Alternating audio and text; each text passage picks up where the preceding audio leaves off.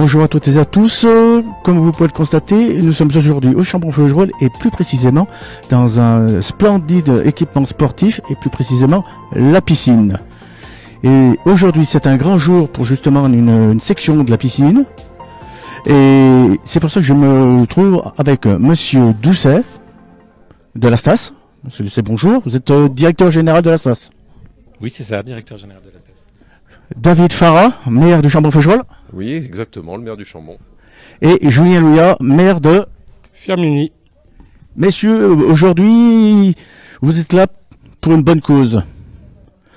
Vous êtes là parce que une section natation très particulière va partir faire les championnats de France.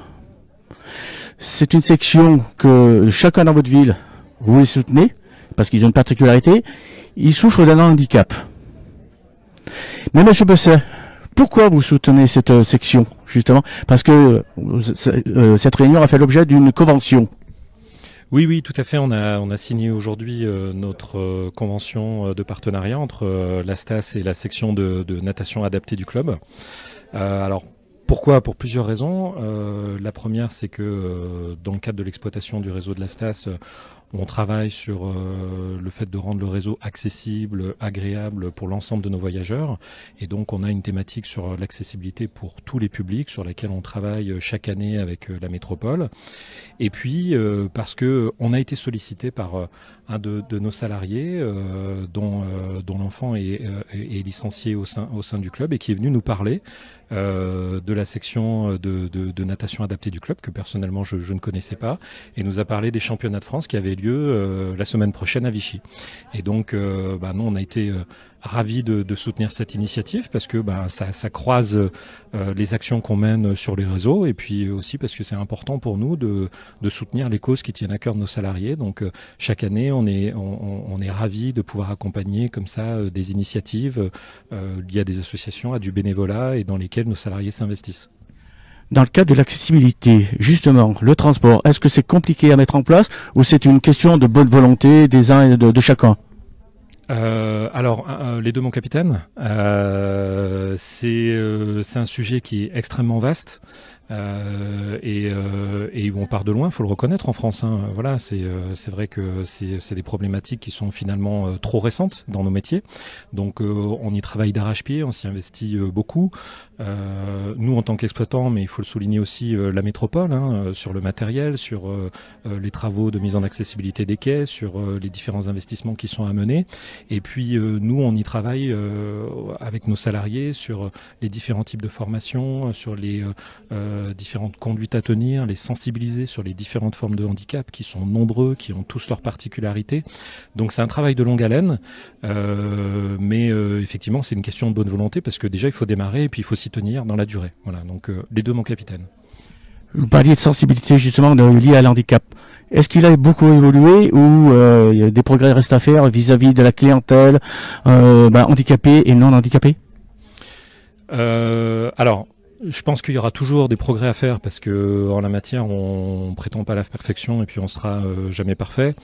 On sait que notamment en matière de mobilité, les premières onctions ont été tournées beaucoup vers les handicaps physiques par rapport à l'accessibilité des véhicules, par rapport à la possibilité de donner l'accès à tous les types de handicaps. Et puis depuis maintenant déjà plusieurs années, mais on se tourne aussi vers des handicaps dits invisibles, où les conduites à tenir sont différentes. On n'est pas sur du domaine de l'investissement, de mise en accessibilité, mais plus du savoir-être, du savoir se comporter. Et on voit que quand on rentre dans ces domaine-là, on est vite confronté à la méconnaissance en fait. Et donc dernièrement, on met beaucoup l'accent là-dessus pour sensibiliser nos salariés, l'ensemble de nos salariés, pas que les conducteurs, sur les particularités de ces handicaps et sur les bonnes pratiques, si je peux m'exprimer ainsi, qui mettent tout le monde à l'aise. Voilà. Bon. Merci Monsieur Doucet. Merci à vous. Messieurs les maires de Firminy et du Chambon-Feugerolles, l'handicap, c'est le leitmotiv du siècle. Et tout ce qu'on peut savoir, c'est que ce soit Firminy ou le Chambon, vous mettez tous les moyens en œuvre pour que ces gens-là puissent s'insérer dans la vie professionnelle, dans la vie associative, par différents moyens, entre autres les piscines. Mais est-ce que l'handicap est reconnu encore ? Ah oui, alors moi, mon collègue l'a dit tout à l'heure, c'est vrai que la commune du Chambon est très investie puisqu'on a plus d'une dizaine d'établissements d'accueil de personnes en situation de handicap et un peu tous les handicaps, hein, qui vont du handicap physique à des handicaps très très lourds, hein, puisqu'on a des associations de type et des structures de type transverse qui accueillent des gens voilà, pour donner du répit aux aidants, des choses comme ça. Donc c'est vraiment quelque chose qui est très acculturé au Chambon-Feugerolles. On a beaucoup travaillé sur l'accessibilité, comme le disait M. Besset, qui a été l'une des premières choses, c'est-à-dire permettre aux gens d'accéder, c'est tout bête, mais aux bâtiments, au transport, au sport, à la culture. Donc il y a eu un gros travail là-dessus. Mais moi je partage tout à fait les propos de M. Besset. Il faut toujours continuer, c'est jamais fini. Donc il faut toujours voilà, beaucoup travailler sur l'inclusion, avec les différents publics, avec les jeunes, avec les moins jeunes. Enfin voilà, il faut toujours remettre le métier sur l'ouvrage. Et nous on avait beaucoup travaillé pour implanter aussi des structures en centre-ville. On a par exemple un institut pour infirmes moteurs cérébraux qui est en plein centre-ville. Et c'est vraiment quelque chose de très bien pour ces personnes parce que parfois on avait tendance à les mettre un peu aux marges de la ville, aux périphéries de la ville, voilà, alors que là ils sont en plein centre-ville et donc ça oblige aussi à réfléchir comment aménager notre cité et puis voilà que tout le monde ait le même regard, ils vont dans les mêmes magasins que les autres, voilà, c'est des choses sur lesquelles il faut travailler constamment. Je pense que mon collègue de Firminy aussi fait beaucoup de travail et d'efforts là-dessus. Monsieur Lia. Oui, on essaie de se mettre au diapason du Chambon-Feugerolles, effectivement, parce que c'est vrai que c'est une ville qui a souvent été citée en exemple sur les problématiques d'inclusion et d'accessibilité. Je crois que sur la mentalité, j'oublie pas non plus que c'est un autre élu ligérien qui a beaucoup fait avancer cette thématique-là, qui s'appelait Jean-François Chaussy, qui s'appelle toujours d'ailleurs, et il a fait cette loi de 2005 qui a été une loi sur le changement de regard sur le handicap et qui a mis en place aussi les premiers pas sur l'inclusion scolaire. Donc c'est vrai que depuis cette loi, on sent, alors il y avait des choses qui se faisaient avant, mais on sent quand même qu'il y a eu un changement dans les mentalités, une acceptation un peu plus forte du handicap qui est aujourd'hui fait partie de nos vies quotidiennes, dans les associations, à l'école, même parfois dans les réseaux de formation secondaire. Donc effectivement, la société française elle évolue, certaines sont bien plus avancées que nous sur cette problématique-là, et j'ai bon espoir qu'avec la volonté de nos politiques publiques, la volonté des grandes entreprises de ce territoire et aussi l'acceptation aussi de nos administrés, on puisse continuer à bien avancer sur cette problématique et faire en sorte que les enfants, les adultes porteurs de tout type de handicap puissent s'insérer pleinement dans notre société. Bientôt, en 2024, il va y avoir les Jeux Olympiques et les Jeux Paralympiques. Bien souvent, on annonce ça comme un tremplin pour la reconnaissance de l'handicap. Mais on a force de croire que à chaque fois les Jeux paralympiques s'éteignent au fur et à mesure des années. Est-ce qu'en 2024, en France, ça va être le clou qui va être enfoncé ou c'est que l'handicap aura toute sa part dans la société? Messieurs. Je pense que quand on regarde au niveau sportif, au niveau des grands événements sportifs, effectivement, par exemple les Jeux paralympiques, il y a 30 ans de ça, je ne suis même pas sûr que ça existait, et il y a 20 ans de ça, personne n'en parlait. Aujourd'hui, on a des retransmissions à la télé, alors bien évidemment, on n'a pas les directs qui durent toute la journée, comme pour le sport des valides, mais on a quand même une prise en compte qui est beaucoup plus forte, et une lisibilité plus importante aussi, et il faut qu'on continue à travailler dans ce domaine-là. Et moi, je vois aujourd'hui des gens, vous voyez, vous êtes une chaîne YouTube, moi sur YouTube, je vois régulièrement des jeux d'handi foot, de cécifoot, d'handi rugby, qui avec vraiment un caractère de compétition. Ce que veulent les gens, c'est voir du spectacle et des choses vibrantes à la télévision. Et on voit que malgré le handicap, on est dans la compétition, on est dans la performance. Et donc, ces sports deviennent beaucoup plus intéressants à regarder. Et donc, les mentalités évoluent aussi avec ça. Et je pense que effectivement, le sport et ces grands événements internationaux peuvent aider aussi de ce point de vue-là. Monsieur Farah, maire du Chambon, pour conclure. Moi, je vais conclure, je vais reprendre ce qu'a dit Julien. C'est d'autant plus facile qu'il a dit beaucoup de choses que je pense. Je pense qu'il faut, comme j'ai dit tout à l'heure, continuer. Ça bouge quand même. Il a raison. Il y a quelques dizaines d'années, personne n'en parlait des Jeux Paralympiques. C'était complètement anecdotique. Alors qu'aujourd'hui, voilà, ils se font juste derrière les Jeux Olympiques. On est sur des durées qui correspondent aussi. On a des sponsors, des retransmissions télévisuelles. On a des équipements sportifs aujourd'hui. Peut-être qu'il y a 30 ans, les piscines, elles n'étaient pas accessibles. Les gymnases, ils n'étaient pas accessibles. Alors à tout type de handicap, parce qu'on parle de handicap physique, mais autres, avec des problèmes d'éclairage, de luminosité, de parcours, de choses comme ça. Et aujourd'hui, ça bouge. Donc je dis, oui, il faut continuer comme ça. Il faut continuer comme ça. Et je pense que Paris 2024, effectivement, il y aura une belle visibilité pour les Jeux Paralympiques. Écoutez, merci messieurs. Merci pour ce que vous faites, pour votre investissement. Et merci pour ces nageurs. Parce qu'ils sont nageurs avant d'être handicapés. Wari, bonjour. Vous êtes éducateur, entraîneur. superviseur d'une section natation à la Société nautique de Londaine. J'ai créé cette section il y a une quinzaine d'années au CNO, donc au Club nautique de Londaine, par rapport à une demande d'une maman qui cherchait à apprendre à nager à son enfant. Justement, quelle est cette particularité de cette section de nageurs? Ils sont tous autistes ou porteurs de handicap, mais la grosse 95%, 96% ils sont autistes. Vous avez suivi des formations Formation, j'en suis tous les jours, c'est eux mes formateurs. C'est les nageurs, c'est eux qui m'ont appris, c'est eux qui m'ont formé, c'est eux qui m'ont appris à adapter mon comportement vis-à-vis d'eux, et eux se sont adaptés aussi à ma manière de fonctionner.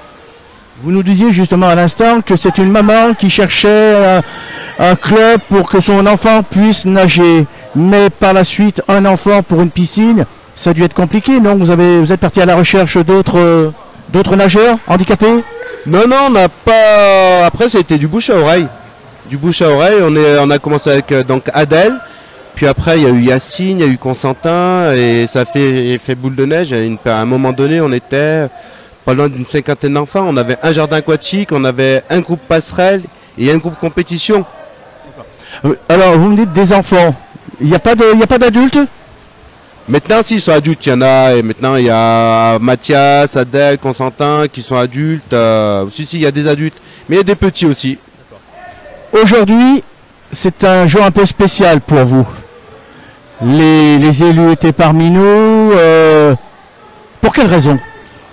Eh ben, on a contacté la STAS pour nous aider financièrement pour la participation des compétitions. Comme nous, les compétitions, on part du 1 pour 1, donc un adulte, un enfant. Et on a 18 nageurs, donc si vous faites vite le calcul, en compétition, on part en moyenne sur 3 jours. Hébergement, déplacement, plus la pension complète. Ça chiffre très très vite, donc on a besoin de trouver de l'argent. Et justement, quelle est donc cette compétition dans laquelle vous emmenez 18 nageurs et pas handicapés? Non, c'est des nageurs. C'est des nageurs.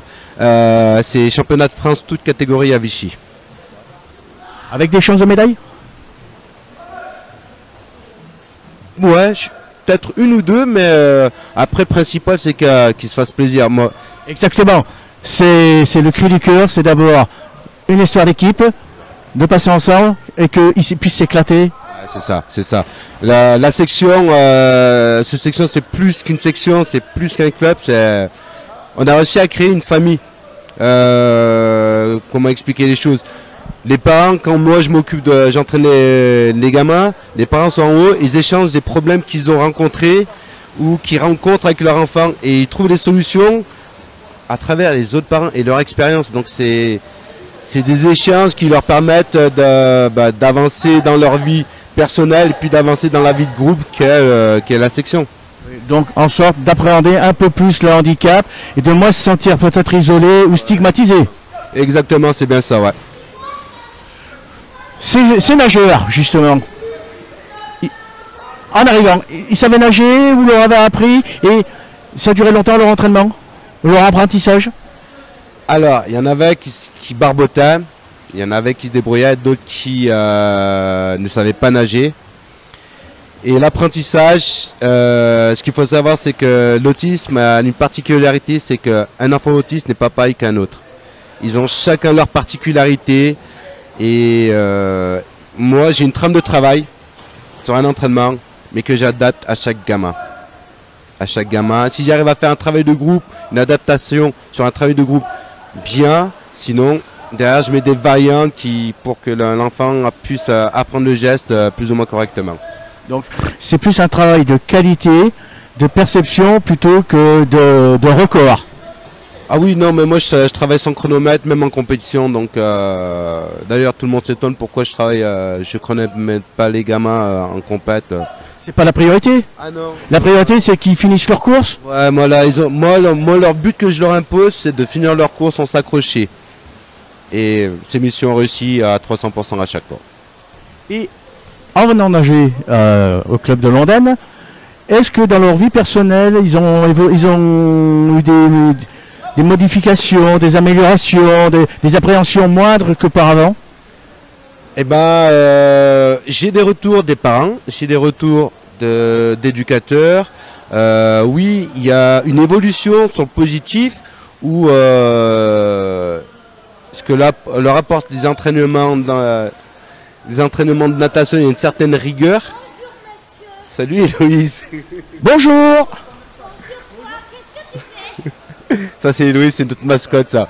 Et ils progressent à leur allure. Et ouais, on a des changements notables. Moi je l'ai vu depuis maintenant une quinzaine d'années. J'ai des nageurs qui savent quand leur course est ratée. Ils sortent de l'eau et ils le savent. Je le vois au visage. Et derrière, ils cherchent. Ils s'excusent. Et là, c'est de vrais compétiteurs en fin de compte. C'est des machines de guerre. Tout à l'heure, on parlait un petit peu finance, puisque l'ASTA a signé une convention avec vous pour des soutiens financiers. Mais l'utilisation des piscines, justement les encadrer, ça demande aussi des coûts. Mais vous avez de la chance, vous avez 2 villes avec vous. Ouais, on a déjà merci à la ville du Chambon-Feugerolles, merci à monsieur David Farah et toute son équipe qui nous mettent la piscine gratuitement quoi. Gratuitement. Et combien d'heures par semaine justement? On s'entraîne 2 fois par semaine, 1h, 1h30, 1h45 à peu près. Et c'est du lundi et le vendredi. Et quand on a des stages, on envoie nos demandes et en général c'est très très vite accepté par la directrice de la piscine, il n'y a pas de problème. Vous partez faire donc les championnats de France. Ils se déroulent où et quand?